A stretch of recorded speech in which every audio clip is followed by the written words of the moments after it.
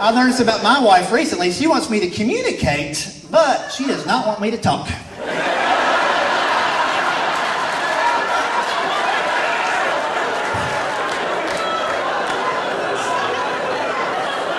She said that out loud. I said, well, I'm going to say something. I don't want you to hear it. I'm like, what do you mean by that? She goes, sometimes I think you get mad at me for stuff I do or I don't do, and you never told me that I should or shouldn't do it, and you're angry all day long. I said, well, I don't think that far ahead, but thanks for giving me credit, you know.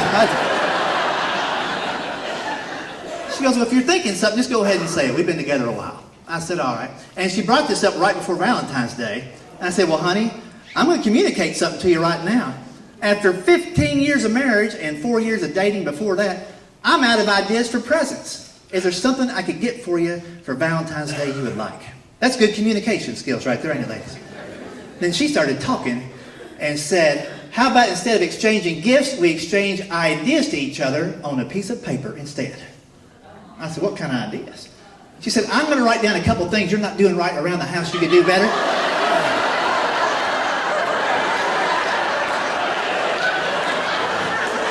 And you write down a couple things about me. I'm like, stop right there. That's a trapdoor and an escalator. That's what that is.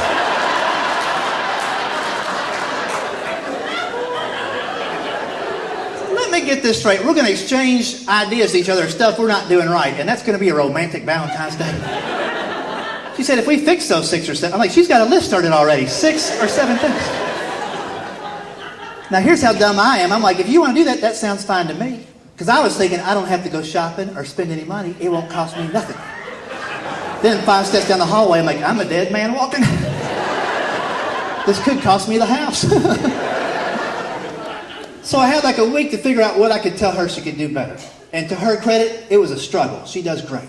She, on the other hand, was shredding documents trying to get her list down to one single page on stuff I could do.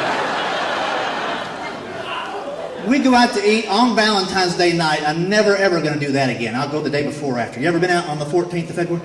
So busy at the restaurant, 40 minutes, hadn't got even a smell of our food yet. I said, while we're waiting, what am I not doing right? She goes, here's the big thing. If I ask you to fix something around the house, can you do it the same year I ask you to do it? I'm like, well, give me an example. She said, I'll ask you to change a light bulb that burns out. You wait till every light bulb in the fixture burns out. Then you change them all at once. I'm like, that's why they got the extra light bulbs done. That's right. I did not say that, but I was thinking it real loud. No, I said, I'll try harder. She goes, what about me? I'm like, honey, the only thing I could think you could do different, not doing nothing wrong, but before we had our kids 12 years ago, if I was home on the weekend, you would surprise me with this big old breakfast like I had growing up on the farm. I said it was great, but I know it's hard to pull off with the kids' schedule and all that, but I do miss it. And I looked back across the table, and she had started tearing up and crying right there at the Hardee's.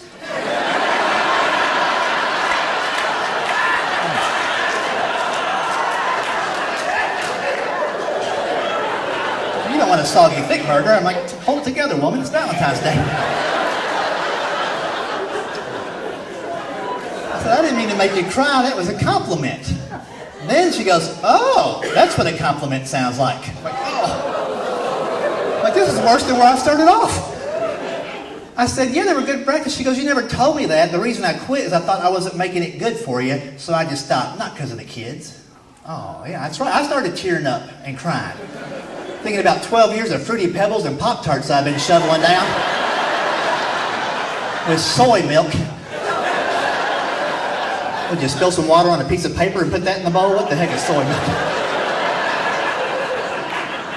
I've tasted whiteout. That's better, I tell you. So she said, well, maybe one day I'll make you that breakfast again. Well, here's the moral of the story, fellas. This is why you communicate. The very next morning, I wake up 6 a.m., and what do I smell? Maple syrup, pancakes, exactly. I run downstairs, and she had bought a candle somewhere that smells.